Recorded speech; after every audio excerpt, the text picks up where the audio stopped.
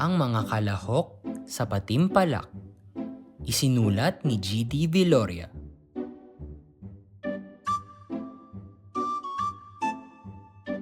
Isang araw, habang naglalakad papasok ng paaralan si Jen, ay nabasa niya ang isang anunsyo na nakapaskil sa gate ng kanilang paaralan. May paanyaya sa mga may kapansanan na sumali sa patimpalak ng pagguhit at pagkanta sa darating na Biyernes. Habang binabasa niya ang anunsyo na ito, ay agad niyang naalala ang kanyang kaibigan.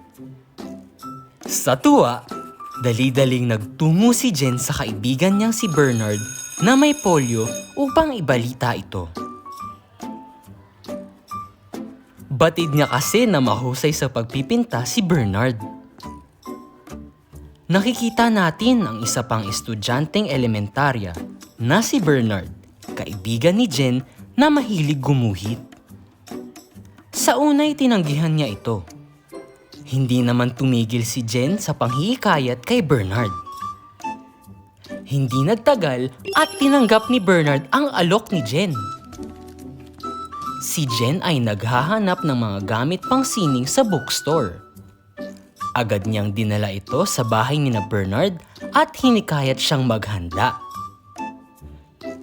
Lumipas ang ilang oras at si Bernard ay patuloy na gumuguhit sa kanyang sketchpad gamit ang bagong bili ni Jen na kagamitang pangsining.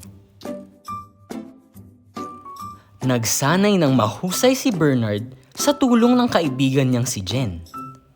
Matyaga namang inalalayan ni Jen ang kanyang kaibigan hanggang sa araw ng patimpalak. Matapos ang ilang sandali ng pagpapasya ng mga hurado, inihayag si Bernard bilang panalo at tinulungan siya ni Jen patungo sa entablado. Hawak ng dalawang kaibigan ang tropeyo at sa huli, pareho silang nagtagumpay. Tunay na mahusay si Bernard sa kanyang ipinamalas sa talento. Kaya nang matapos ang kwento, ano ang natutuhan niyo?